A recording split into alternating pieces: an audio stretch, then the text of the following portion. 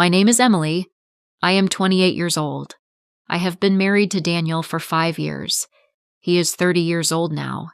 He is my husband. He is a kind man. He is soft-spoken. He is calm and patient. He never raises his voice. He never insults me. He never ignores me. When I get sick, he takes care of me. When I feel tired, he brings me food. He makes tea for me in the morning. He cooks dinner when I am late from work. He listens to me when I cry. He holds me when I feel weak. He tells me, "You are strong, Emily. I am proud of you." Daniel is a good man. But sometimes I forget that. I have a good job. I work in a corporate office. I earn $5,000 every month. I worked hard to reach this position. I studied at night. I took extra courses.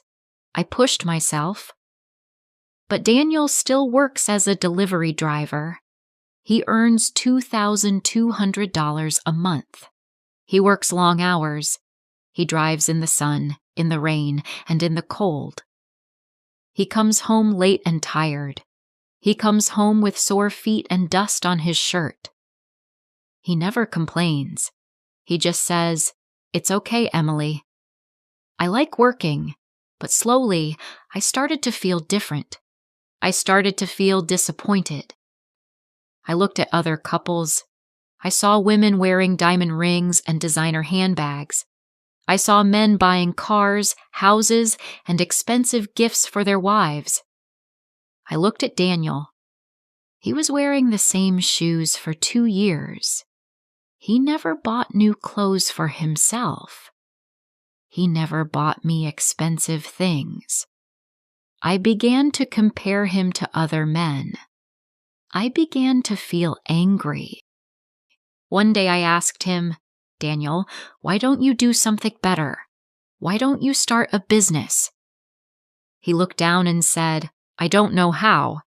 I have never done business before." I became irritated. I said, "Other men do it. Why can't you?"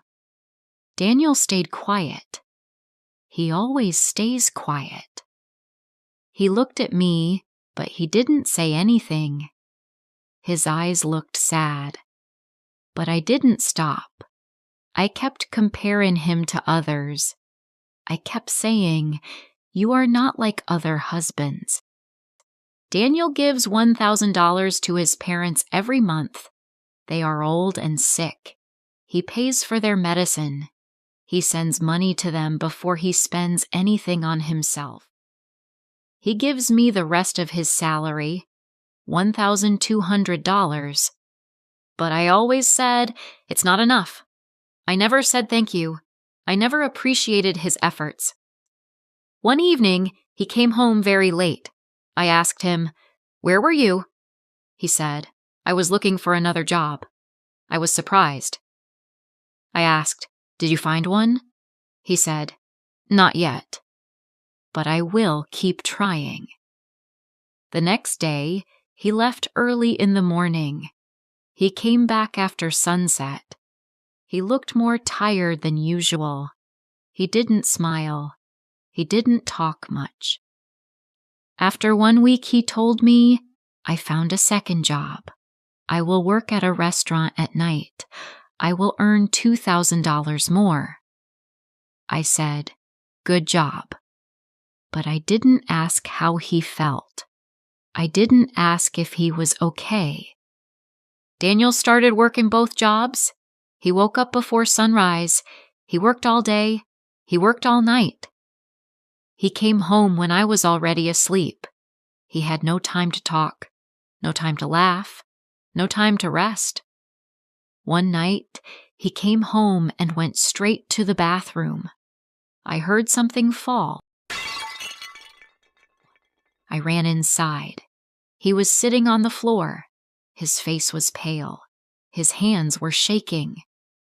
I screamed, "Daniel, what happened?" He looked at me and said, "I am just tired. I feel dizzy." I called a cab and took him to the hospital. The doctor said Daniel was exhausted. He said, "His body cannot take this much work. He needs rest. He needs sleep." I sat beside his hospital bed. I looked at his face. His eyes were closed. He looked peaceful, but I felt broken.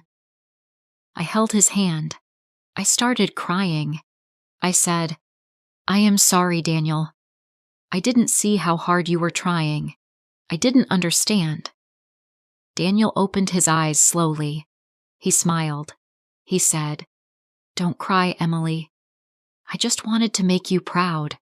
His words broke my heart. That night, I realized something important. I realized Daniel does not need to be rich. He does not need to wear suits. He does not need to drive a big car. He does not need to buy me diamonds. He already gives me something more valuable.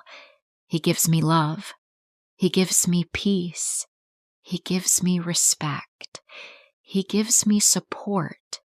He gives me himself. That is enough. That is more than enough. Since that day, I stopped comparing him to others. I stopped complaining. I stopped chasing things that do not matter. Now, I look at Daniel with new eyes. I see a man who works hard. I see a man who sacrifices. I see a man who loves deeply. Daniel is not just my husband. He is my quiet storm. He is the calm that keeps me safe. If you felt this story in your heart, please like, share, and subscribe. Because sometimes true love doesn't shout.